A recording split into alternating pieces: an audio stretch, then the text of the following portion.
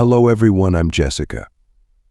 In this video, I want to share with you about a big mistake I made in the past. Just because of temporary emotions, strange desires that I couldn't control, I let myself slide down a path full of regret. This is the story of how I lost many precious things in life, and the painful lessons I had to face afterwards.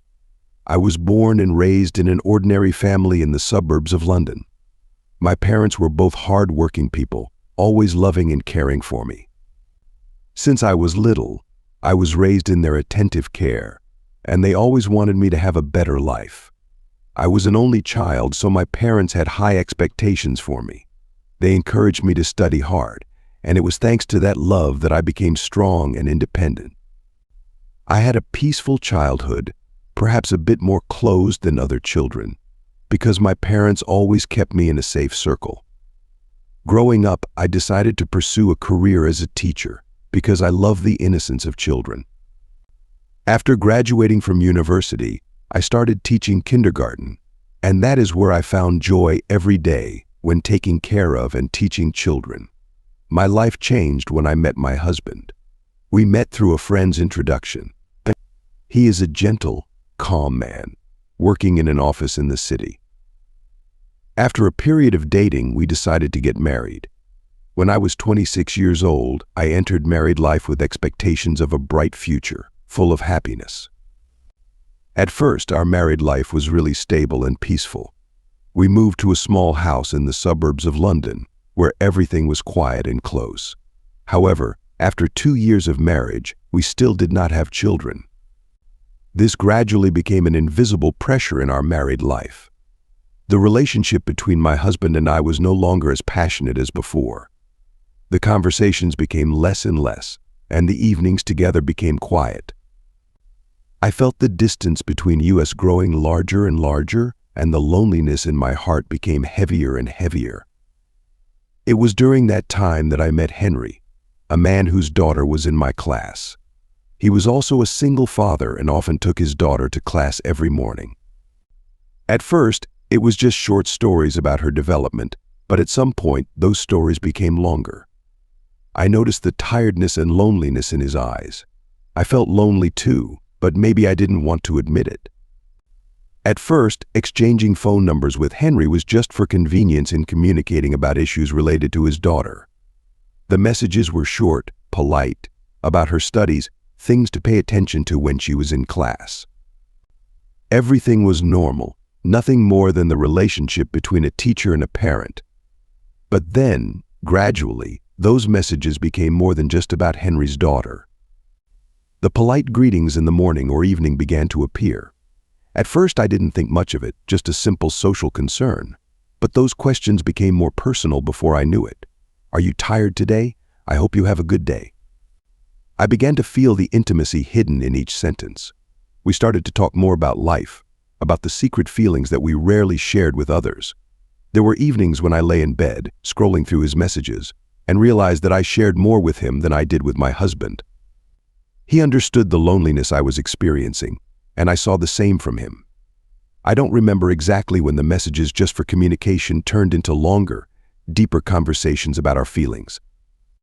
But clearly, each day the bond between us became more evident, and I couldn't stop.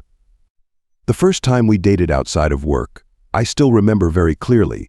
It was just a normal meeting at a small coffee shop. We sat across from each other, chatting like two friends, but I could feel the difference in the atmosphere between us. Stories about life, about the difficulties we were both going through seemed to create a connection that I could not ignore. After that, the dates did not stop at coffee shops anymore. We started to have dinner together at restaurants, where I sat across from him in a cozy and quiet space. I remember clearly, one evening, when the dim lights of the small restaurant shone on his face, our eyes unexpectedly met. There was something in that look, an understanding, a sympathy that I had never felt with anyone else. My heart beat faster, feeling like all the logical thoughts in my head suddenly disappeared. I knew that was the moment I crossed some invisible line, but I couldn't stop myself from continuing. Instead of stopping, I let my emotions guide me, despite my rational mind trying to warn me that this was a path I shouldn't take. But even knowing that, I couldn't give up the feeling of being listened to, cared for, and understood that Henry brought. We continued to see each other, and the dates gradually became more frequent. From familiar cafes to dimly lit dinners, everything flowed in a comfortable feeling that I hadn't felt for a long time. But then, one day we crossed all the boundaries I had set for myself. When I entered the hotel room, the privacy and quietness overwhelmed me with mixed emotions. When the door closed behind him, he walked towards me, pulling me into his arms. He hugged me, a tight and strong hug, making me clearly feel the desire that we both tried to suppress for so long. Then he leaned down and placed a kiss on my lips. It was a passionate kiss, but not rushed. I could feel both of our breathing quickening, but Henry was still slow and gentle, as if he wanted every minute to last forever. His hands began to move, slipping through my thin shirt, then touching my skin. That touch made my whole body tremble. Each action was slow and careful, as if he wanted to explore every centimeter of my body. Then Henry picked me up and placed me gently on the bed. He began to unbutton my shirt, one by one, and I just lay there, feeling every movement. As my clothes were gradually stripped away, I no longer hid anything from him. Not a single piece of cloth was left on my body. I could clearly feel the contact from his hands. Every line of my body was explored by him. His hands wriggled, went everywhere, making me unable to control my emotions. We crossed a line I had promised myself I would never cross. That afternoon we were together not just once, but 4 times. Each time was a new experience, a connection I had never felt before in my marriage. Henry gave me a strong feeling, a deep satisfaction I had never felt before. Although I didn't want to admit it, I had to face the truth that, with him, I felt a joy and passion I had never experienced with my husband. I knew this was wrong, completely wrong.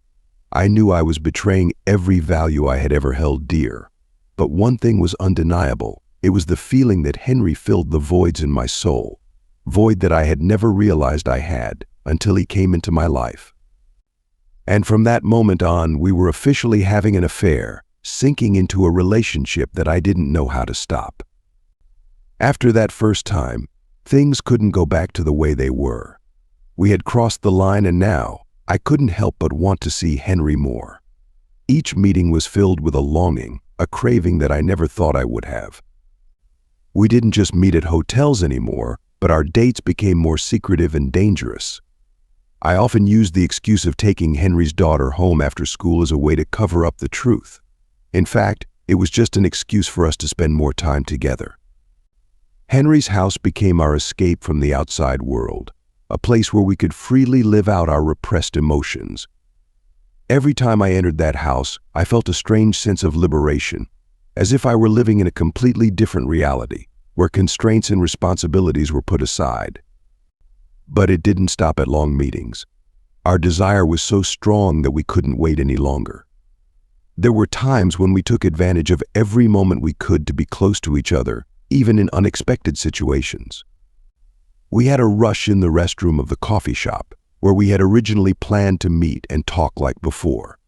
Just a few short minutes, we rushed into each other in impulsive moments, not thinking about anyone else, not thinking about the consequences. Things gradually became more frequent, and I knew I was sinking deeper into a wrong feeling that I couldn't control. Those quick meetings seemed to fuel this relationship, and I found it increasingly difficult to leave Henry.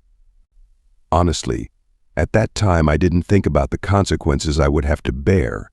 I only knew that I was living in a feeling of sublime happiness that I had never had before.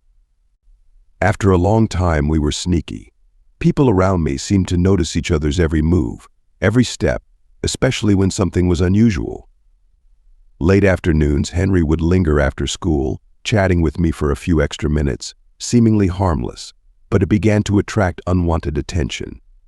Eyes followed, small conversations as I walked by. At first, I told myself that I shouldn't worry, that they didn't know what was really going on. But a feeling of anxiety began to creep in as rumors began to spread. I heard whispers behind my back when I went to the market, when I walked around the neighborhood. Acquaintances who used to greet me warmly now stopped and looked at me with different eyes. Social smiles became forced. Conversations were cut short awkwardly. I tried to ignore them, pretending that everything was fine, that nothing had changed. But deep down, I knew I couldn't hide it forever. And then what I feared the most finally happened. One evening when I returned home from work, my husband was waiting for me at the kitchen table. There was no greeting, no questions as usual. He just silently handed me the phone, on which were the messages between me and Henry that he had discovered. I stood there, feeling like my legs were frozen. My heart was pounding, but I couldn't say a word. His eyes, full of disappointment and pain, were like knives cutting into my heart. He didn't scream, didn't get angry, but his silence was even more terrifying. I could see the brokenness in him, the man I had loved and married, now only pain and disappointment. Guilt welled up, but at that moment, I knew that any justification or apology was useless. I had destroyed everything we had built together. At that moment, I realized my world was falling apart, and I was the one destroying it. After my husband found out, the news quickly spread throughout the community. People began to look at me differently with judgment and contempt. At parent-teacher conferences, I felt the distance from those who had once been friendly. My colleagues whispered behind my back. Their eyes followed me as I walked by, as if I had become a stranger in the school I once loved. I was no longer the devoted Jessica they knew. I was now a traitor, someone who had broken up my family and tarnished the reputation of the teaching profession. My family was broken not only emotionally, but also in terms of trust and self-esteem. My husband left me, taking with him the hopes and dreams we had once shared. The days that followed were dark and gloomy. I no longer had the courage to look straight at the people around me. Every time I stepped out of the house, I felt like everyone was staring at me, criticizing and condemning. The whispers became more and more obvious, like invisible knives piercing deep into my mind. I lay awake at night, staring at the ceiling, thinking about the wrong decisions that had led me to this situation. I asked myself why. Why did I let myself go astray like this, but it was too late? I regretted, I was in pain, but I could not change anything. What I had lost, my honor, my family, and the trust of those around me, were now just remnants of a life I had once had. I was left alone, bearing the consequences of my choices. What was even more painful was that not only did my family fall apart, but Henry also left me right after everything was exposed. I remember clearly that after the scandal broke out, he stopped coming to see me like before.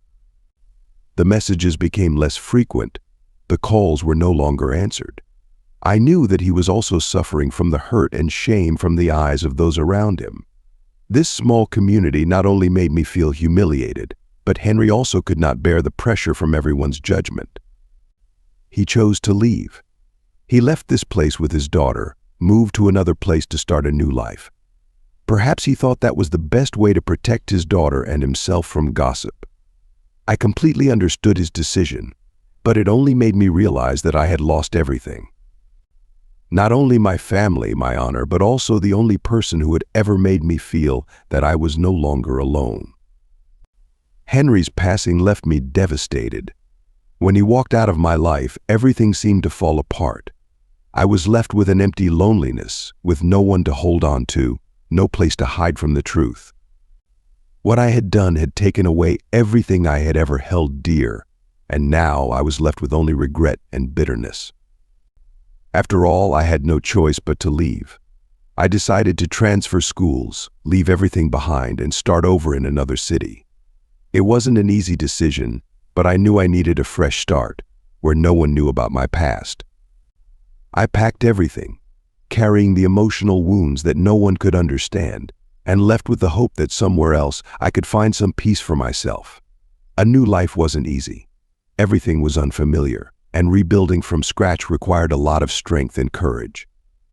But I knew that it was the only way. I had to learn to accept my mistakes and live with them, no matter how difficult it was.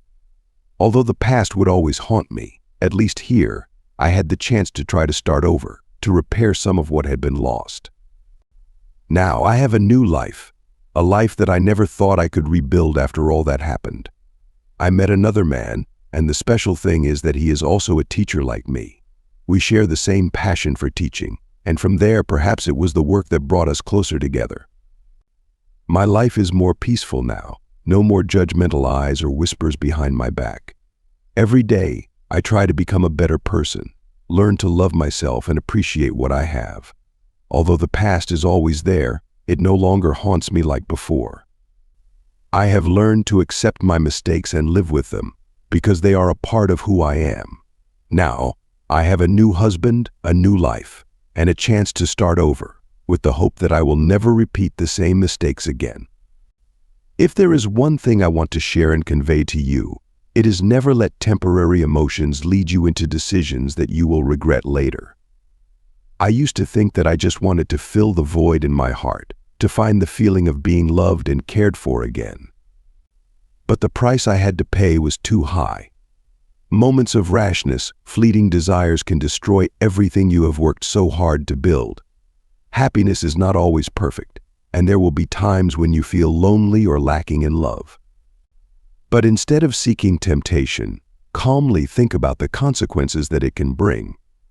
Don't let short-lived emotions destroy the true values in your life. Appreciate what you have, because when everything is lost, you will realize that nothing can make up for those mistakes. Thank you to everyone who has listened and followed my story. I know this has been a painful and regretful journey, but sharing this story makes me feel like I can do something meaningful to warn those who are facing difficult choices. I hope that through my story, you will realize the importance of controlling your emotions and thinking carefully before making any decisions. If you find this story meaningful and want to hear more stories, please subscribe to the channel. Thank you very much.